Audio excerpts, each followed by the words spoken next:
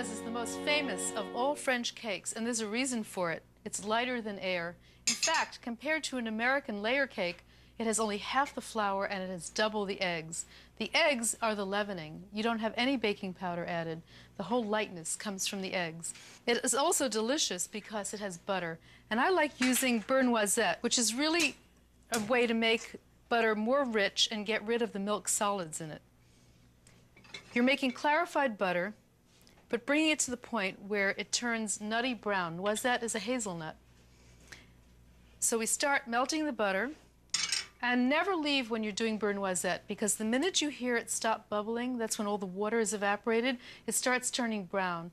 You think it's never going to get there, but once it goes so fast, and we don't want burned butter, we want brown butter.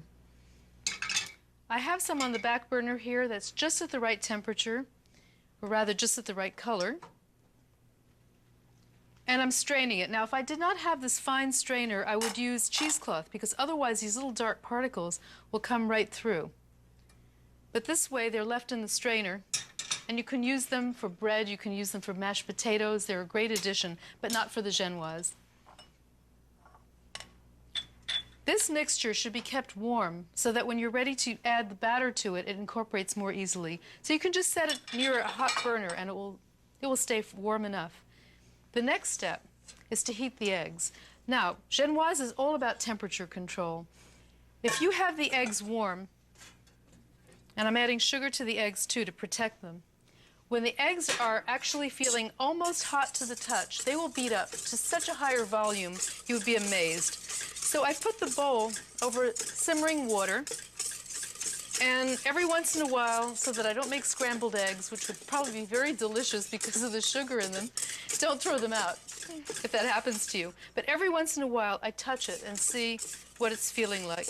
And as long as I keep whisking, there's absolutely no risk. In fact, I tend to whisk with one finger in the mixture to make sure that it's going to be warm enough.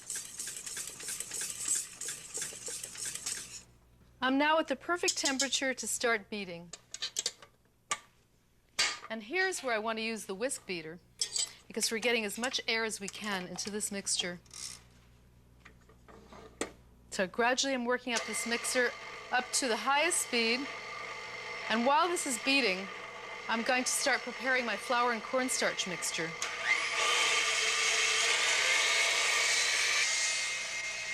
This needs to beat for about 5 minutes, during which time it will be so light and airy that it will turn practically white. Now, I'm going to sift the cornstarch and the cake flour, and that's the secret to making the lightest possible Genoise. A combination of cake flour, which is soft, and cornstarch, which is even softer. It has much less protein. And it's going to be sifted together to make it really light, and then sifted a second time when I'm adding it to the mixture so that it sits like down on top of the eggs until I incorporate it. Now I've sifted all the flour. The last little bit that's in the sifter I can tap through, because I'll be using it again, so all the flour will ultimately get into the cake. And now I'm going over to prepare the pan, because once the batter is mixed, it has to go right in or it starts deflating. Grease the pan with a little bit of shortening to keep it in place.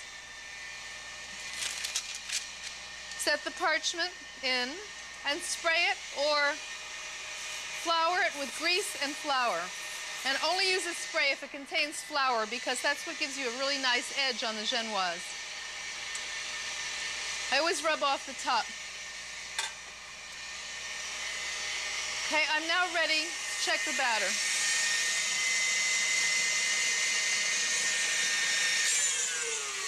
And you can see it's so pale yellow, it's almost white. You can see the consistency. It's not quite at a peak, but it's full of air bubbles and drops thickly from the beater. Now is not the time to walk away from it. But always it deflates when you're incorporating the flour into the egg mixture. So, to prevent it from deflating as much as it might, I take my warm butter and I sacrifice about a scant cup of this mixture. I'm going to whisk it into the butter, because putting the butter in separately, it might mix with the flour and form little pellets. Sometimes you find it at the bottom of an imperfectly mixed Genoise. I've just swirled in a little vanilla, and when this is hot, it's much easier to get the batter to incorporate. So I'm taking a scant cup, just by eye.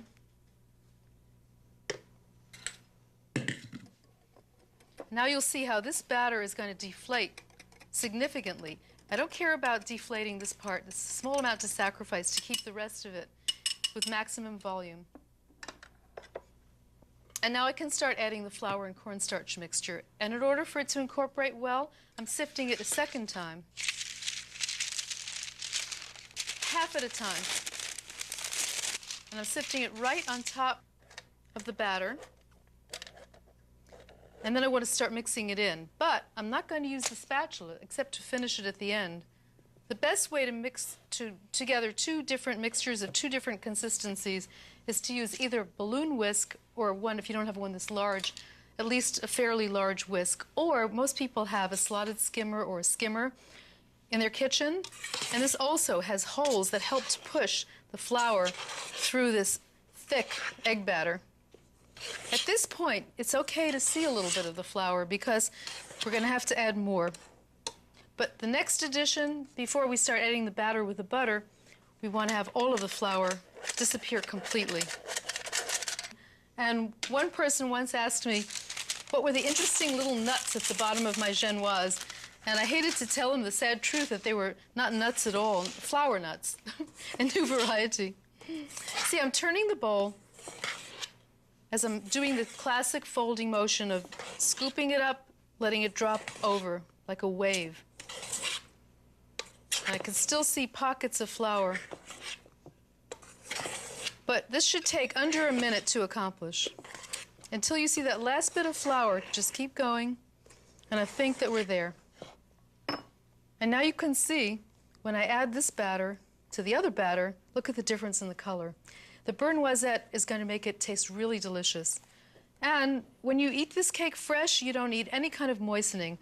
But Genoise is usually allowed to sit for several days. I mean, people make it ahead, and when they do that, they have to add a syrup. And people always wonder, well, how much syrup do you add?